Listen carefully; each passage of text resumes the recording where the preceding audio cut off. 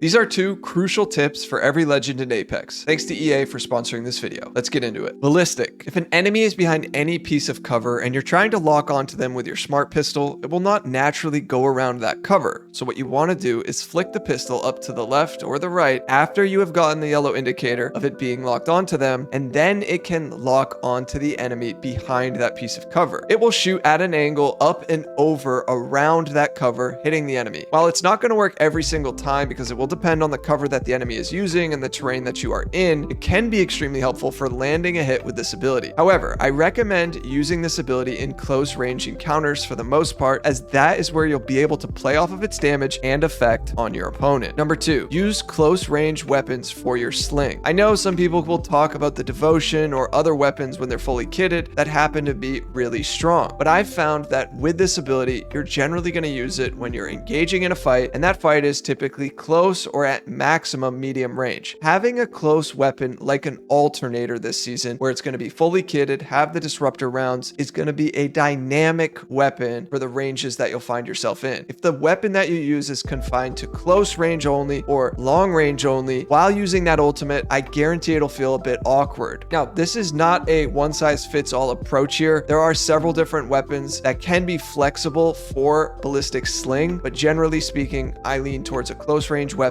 as it allows for me to be the most dynamic in fights that I find myself in. Lifeline. You can use Lifeline's ultimate for cover in situations where it's needed. Some examples could be a small endgame circle where you don't have a ton of cover at your disposal, or if you're holding a building but the door is blown. Placing her ult a foot or two in front of the door can serve as some cover. Of course, the loot can also help, as you may find some shield batteries or potential armor swap. Number 2, when going for a revive during a fight, if your teammate is not in a great spot, like behind some meaningful cover, then it's basically mandatory that you body block them while they're trying to get revived, and probably shortly after as well, so that they're able to start to pop some shields and or use your drone. Way too many lifelines will slide out in a bad spot, stick a risky revive that has no chance of getting completed, and then run away to wherever they came from while that teammate gets thirsted, and while Lifeline took a ton of unnecessary damage trying to do that. Look, Lifeline's res is still good, but it's not as good as it once was. If there is some level of protection going on when you go to revive a downed mate, you'd be surprised how successful it can turn out to be. Mirage. Always try to activate either your tactical or your ultimate behind some piece of cover so that the enemy that you're engaging with has a much harder time figuring out who's the real you. Mirage's window of opportunity, so to speak, isn't generally very long. It's quick, but using the element of surprise here with his abilities behind some piece of cover or out of the enemy's line of sight can make all of the difference. Remember that this pairs well with the fact that both of Mirage's abilities are on really short cooldowns, so you can spam them often, and the footstep audio from the decoys is loud, which does end up bamboozling a lot of players as well. Number 2, make sure to pay attention to the white decoy logo that appears when an enemy shoots or tries to destroy your decoy. This is a brief recon moment that Mirage has, and it also works for Mirage's teammates as well. They can see the same logo when it appears. So if you're ever unsure where the shots came from because you missed it or you didn't see it well enough, and you see that white decoy symbol, that is where the enemy is. It's also going to give you an indicator of how many meters away that player is. This also applies if the Mirage decoy walks into a grenade or a trap, it will still show that enemy nearby. Vantage. Make sure you're carrying ultimate accelerants. Vantage's ultimate is very strong and fun to use, but sometimes you'll be left feeling like you're just coming up a bit short with it. I wish Vantage's ultimate was reworked just slightly, maybe something where you got rewarded an extra bullet or two if you hit a couple shots in a row. But anyways, if you use an ultimate accelerant where you're starting from 0, you'll end up with 2 bullets. In theory, it'll take at least 2 bullets to down a player, so anytime you can carry ultimate accelerants, I think it's well worth it. This is basically like carrying ammunition for her ultimate. Also, be sure to take advantage of the charge towers on King's Canyon, as when you use this, you'll get the full 5 bullets for her ultimate, and this can come in handy, especially off drop, where so many players will be running around on white armor. Number 2, while you're going about your match, remember Vantage can just ADS with her hands to get a 3x zoom on her surrounding areas. This is great for scouting what's around you at somewhat of a distance. Now, this will work up to about 200 meters, and you'll get her full passive effect, meaning you can see how many players are in the enemy squad, what armor they're on, what legends you're looking at, and how far away they exactly are. Now, of course, this passive works with any site in the game that is a 2x or greater, but I found this to be extremely helpful to use in ranked matches where you need that extra bit of information regarding your surroundings. Catalyst. When you want to use her tactical at a doorway, especially a double door, it's very important to put it at a diagonal angle if you want it to be basically impossible for the enemy to shoot out without taking some damage before trying to destroy the door. If you want to place the tactical straight onto the door, that can also work, but all it will take is one grenade to destroy the door, and then if they get close enough to the doorway, they will have line of sight onto the orb to destroy it. So putting it diagonally on a double door allows for it to be very difficult for it to be destroyed and very difficult for them to be able to shoot it out. Tip number 2, when you want to queue a big sliding door, in order to get the tactical to go under the other side, you may need to open the door first, put the queue down, and then close the door. Now this is also definitely true for doors that you rebuild, as for some reason the queue will not go under those repaired doors like it will with a normal door unless the queue is down first and then you repatch the door. Just make sure that the orb is on your side of the doorway and not your opponent's side, otherwise they'll be able to shoot it out pretty easily. Fuse. If someone is on a door trying to heal or just flat out avoid you, you can knuckle cluster the door and blow it up. Right after it blows, you start to shoot them. Now you'll take a little bit of damage from the knuckle cluster, but if you can get the first shot on them, or if they're already low, you will most likely get the kill here. Now some players will not know what to do when this happens, or they won't even know the door is about to blow. So beat them to the draw and then hit them with a funny quip after. Number 2, remember you can toggle your passive off. Sometimes your accuracy will be better by just throwing the grenade rather than launching it with his arm. This is especially helpful for frag grenades if you're trying to use them vertically on an enemy. See, his passive will launch the frag grenade way too far in the air and it'll explode into the air well before it could ever come back down and hit that enemy. So keep this in mind when you're going about trying to use throwables with his passive, whether you want to throw them normally or use his arm for them. They both can be handy, it just depends on the type of situation that you're in. Horizon. Now that Horizon's gravity lift has been nerfed and it's much slower as you go up it, it's really important that you learn to strafe side to side while riding her gravity lift. Now this is amplified with the pistol class as they have the fastest strafe speed in the game when ADSing. So running a wingman or even an RE45 can be extremely clutch while using Horizon and taking her gravity lift. I think the wingman is probably one of the best weapons to pair with her because it not only allows for some better outplay while using the gravity lift if you find yourself needing to shoot, but it's also a really strong gun in general. Number 2, get creative with her Q when it comes to lifting down teammates to safety, either for a revive or if you need to block a doorway so that an enemy can't get out of a building in something like the last zone. Either of these can be incredibly helpful depending on the moment that you're in, but it's not just about lifting yourself and getting to some high ground. It can come in handy in multiple different ways. Bloodhound. Now Bloodhound isn't one of the legends that has some crazy complex tips, but for me it's really just about understanding what their kit can do and getting the timing down on their abilities, which, don't get it twisted, mistiming your ability can be a huge common mistake for all of the legends. So tip number 1 is always scan in the direction of where you believe enemies are, whether you're trying to approach a fight, you're actively in a fight, or you just need to clear your surroundings. Some people will make the case that you shouldn't scan in certain scenarios because it will give away your positioning. And while I understand this concept somewhat, the team that scans still is going to gather 10 times more info about that enemy team rather than the team that got scanned. All they're going to know is the rough direction that you're in. They won't know how many players are in your squad, where exactly you all are. So all this to say, use your scans and use them often. Tip number 2, Bloodhound's White Raven is how Bloodhound is able to track nearby enemies. Now there's 2 ways you can utilize the Raven. One is walk up to it and press your interact button to see where the Raven flies, and you'll also get a 25% charge on your ultimate by doing this. And the second option is to scan the White Raven. Now the Raven will still wind up flying in the direction of the nearest enemy team, but it will also give you your scan right back, along with all the other things I mentioned if you just interact with it. So utilize the Ravens throughout the map to gain extra knowledge and to enhance shorter cooldowns on your abilities. Caustic. Try to be proactive about activating the gas traps yourself. This also applies if you have a Caustic on your team and the Caustic isn't doing this, but sometimes it's all you'll need for a distraction and it will allow for some fairly free kills. You can use things like audio cues or just your normal game sense to anticipate an enemy's attack, then set the trap off, and while they get caught up in it, one clip them. Number 2, Caustic is the ultimate legend for zoning. This is sort of a broad tip, but it's multifaceted. First, you always want to strive for close range encounters so that Caustic can play off of the effects of his gas, whether that's the damage, blurred vision, or slowing down your enemy's movement. Having the enemy walk into a trap 30 meters away isn't going to be nearly as effective as if they're 5 meters away and you get to one clip them up close. This also applies to his gas grenade, so I recommend if you're being offensive with it, be sure not to chuck it 30 meters like your Patrick Mahomes on 4th down. However, you still can use his ultimate for area denial so that you and your team can get a reset or a revive if it's needed. I only do this this though if it's my last ditch effort at staying alive. Crypto. You can heal in the drone if you time it correctly. What you want to do is press the 2 buttons at basically the same time, your tactical and your heal button. I'm not sure how often I've ever really used this in a game because it won't work unless you do them at the same exact time, but it could come in handy. There's also an additional part to this that I'm not going to make into the second tip, but let's say you had already taken some shield damage and then you want to try to pull out your drone and heal at the same time. You can time it just right so that if you had to EMP and it was going to hit you, you could completely be healed by the time the EMP goes off. This could be extremely handy for a situation that calls for it. Just be mindful that you will still get stunned to your own EMP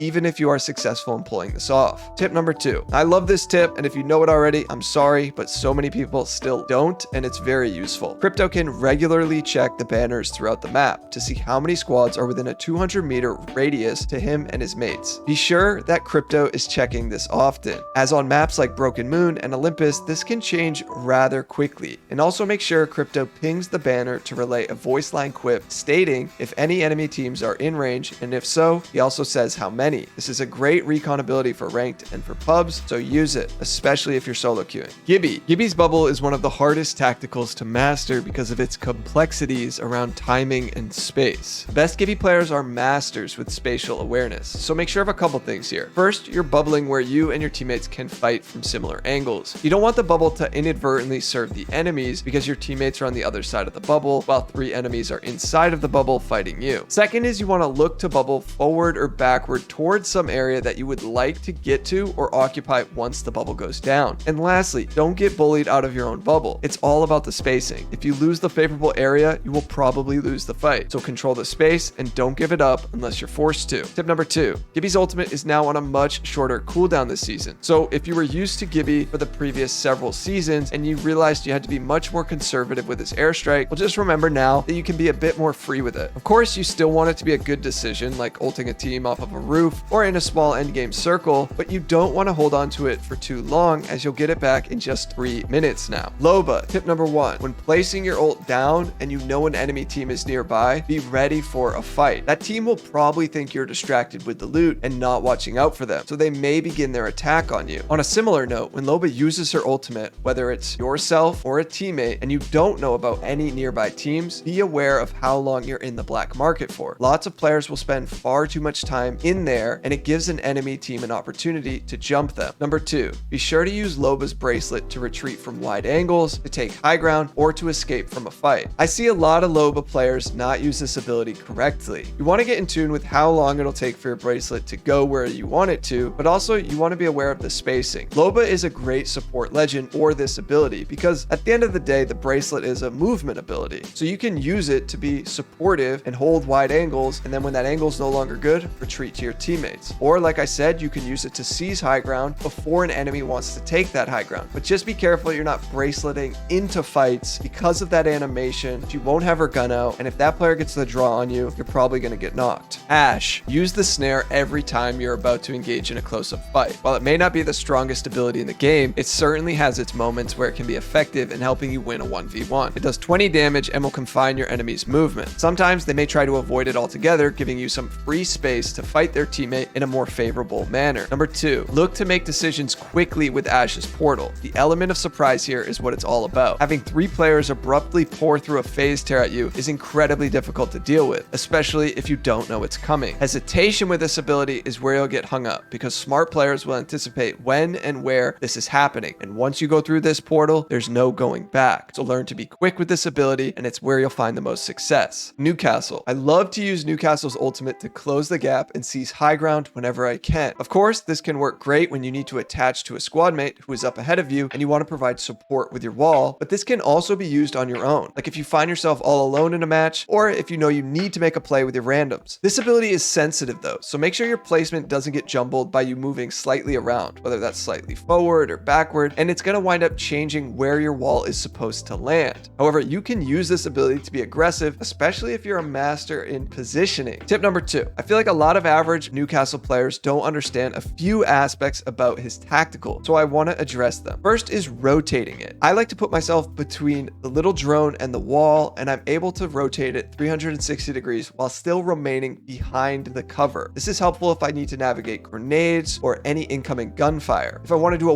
180 with it, I stand past the wall and ping directly behind it. It will quickly rotate 180 degrees. This tactical can be thrown pretty fast, but also pretty far. So make sure you don't overshoot it and throw it 20, 30 meters ahead of you, and it winds up giving cover to your enemies. And lastly, his tactical will start to make a louder sound as it's winding down. There's a slow buildup that you'll notice, but eventually it'll get louder and louder, and that's indicating that it's about to go away. Keep all of these things in mind when you're playing Newcastle. Octane. Try to use your pad for aggressive pushes when you or your teammates have applied some damage. If done correctly, the enemies will be healing and unable to provide much presence while they're healing, and you're padding into their space. This can be a sure way to secure some quick kills. The problem with this is that most Octanes don't make a great read on these situations and go in too fast and too far without the proper opening, resulting in them getting beamed before they ever make their landing. Number 2, when it comes to Octane's passive, which slowly regenerates his health over time, it's important to note that if you take some damage and need some space, the time away from engagement will still passively heal you. So instead of focusing on healing your shields, then your health, and then you can deal with whatever's in front of you, you can heal your shields, create some space, hold your weapon out, be ready to see if that enemy pushes, and you will still be passively healing your health. Every second they're not there is a second on your side. And this is extremely helpful in the mixtape playlist where your health already slowly regenerates, so Octane will heal his health faster in those game modes. Pathfinder. Pathfinder has the tallest hitbox, so he can utilize certain overpowered head glitches where other legends just can't. This is extremely useful when you're navigating a good angle on your enemy, like in this clip here. If I was any other legend besides maybe Revenant, I would not be able to see over this AC unit, so although Pathfinder's hitbox is a liability at times, this is the one way it can be made into an asset. Tip number 2, learn to grapple in multiple different ways by pressing jump when the grapple connects and by using the way you're looking to go in a specific direction. If you mess up the way you're looking, it can either snap the grapple before it's completed, or it can make you fail on whatever grapple you were trying. If I want to grapple something above me and I'm underneath it, I need to practice swooping my view in a half circle without really pressing jump. If I mess that up though, my grapple will not work. So once you get comfortable working on the grapple, start to focus your attention on the timing of use. See, if you don't learn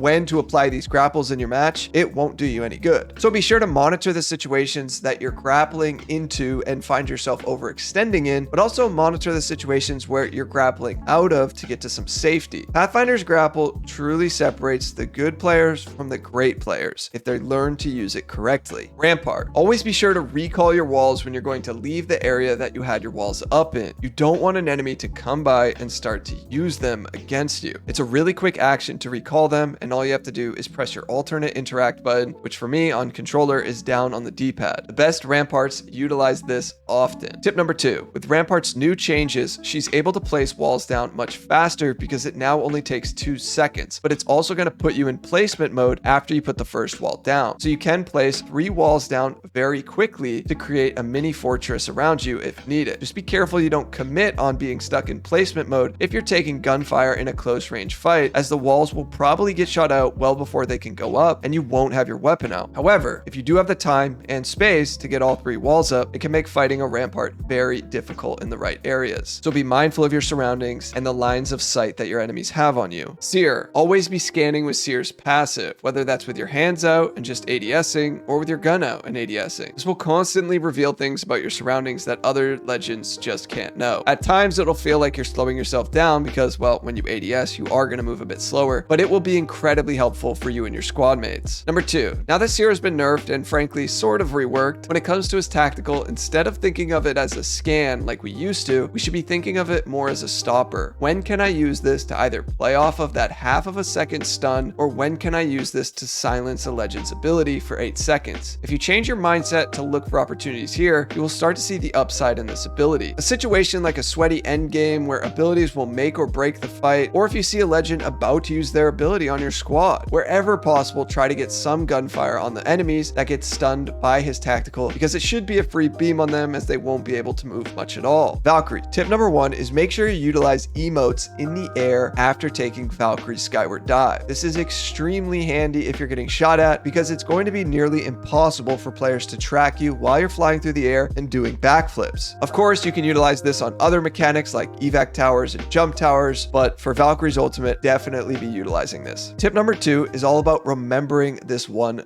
thing. With Valkyrie's ultimate, even if you have your weapon out right when you're about to take off, you will always land without your weapon in your hand. hands. You must press the button to pull your weapon back out. But this is not true for jump towers and evac towers. See, if you take those with your weapon out, you will land with that same weapon out. This has definitely gotten me and my friends killed because we forget which one does which, but just remember that Valkyrie's ultimate will always land you without your weapon out. Mad Maggie, tip number 1. Do not ball an enemy behind a door unless you have some space between you and the door. See, if you're too close to the door, you're most likely going to stun yourself and your teammates if they're close to you, while the door gets blown down and the enemies inside are left untouched. This is one of the more unfortunate parts about her ability, but here's how to counter it. Put at least 10 feet of space between you and the door so that the ball will not come back and hit you, and it will bust the door down and then stun and damage the enemy inside of that building or that room. If you're too close to the door, you can always use Maggie's drill to get the enemy off the door and also destroy the door after a few seconds. But this has been something that has hung me up plenty of times. I've thrown the ball way too close to the door trying to break it down, and it just comes back, hits me, stuns me, and then I wind up losing the fight if the player inside is smart and tries to capitalize off what just happened. Tip number 2. Let's talk about the best way to use Maggie's drill. While this may not seem like the most complex tip, it will by far be the most useful tip in my experience. When using Maggie's drill, try to force enemies out of cover because Maggie's passive will highlight them briefly, and that player will take anywhere from 4 to 16 damage on average, depending on how long they want to stay and get hit by it for. But what I always try to do is pounce on the enemy during their initial retreat away from that cover and the drill. This tends to work out very well, especially if you use the drill in a close range encounter, but you can also be preemptive and place the drill to one side of something, begin fighting that player to the opposite side to that, and then that player is forced on a decision where they either will stay in your line of sight with your gunfire, or they'll wander back into line of sight of the drill, both of which are a win-win, especially if you get the better of the damage blow with your gunfire. These are by far the best ways to use Maggie's tactical. Revenant. Now, we all know Revenant got reborn this season, and his abilities are much different than how they used to be. First tip is about his play style. Be aggressive with this legend, but be mindful of overextending. Now, this may sound obvious to some, but it's going to be the most helpful tip for this legend when it comes to how to use him. His abilities allow for aggressive plays, but if you go in too far or too fast ahead of your squad mates, you could easily screw up and get knocked before your mates even arrive to the fight. If you play around your squad mates while using his ultimate and or tactical, you'll see how strong his whole kit can be. Tip number 2, the timing of his ultimate can be a bit tricky, especially for players just trying to figure him out for the first time. What you want to focus on is the fact that when you pop your ult, you have the basic advantage in terms of total health. Try to be mindful of when you use it and really be ready to get into that fight, because this ability only lasts for 25 seconds, and there is a brief animation where your weapon gets put away for a second or two as it activates. These two components are crucial to figuring out the timing. I've seen a lot of Revenants activate their ultimate, but not get into that fight until they're dwindling down on the last 5 seconds of their timer. This will usually result in your ult being wasted, but as long as you can learn something from it, you can take it with you in your next match or later on throughout the same game. This ult can also be very reactive, so you can get into a fight, realize, oh, I have my ult, pop it, and then be ready to go, and you're probably not going to waste any time. The only thing is be aware of that animation where your gun won't be out, so you don't take any unnecessary free damage. Wraith.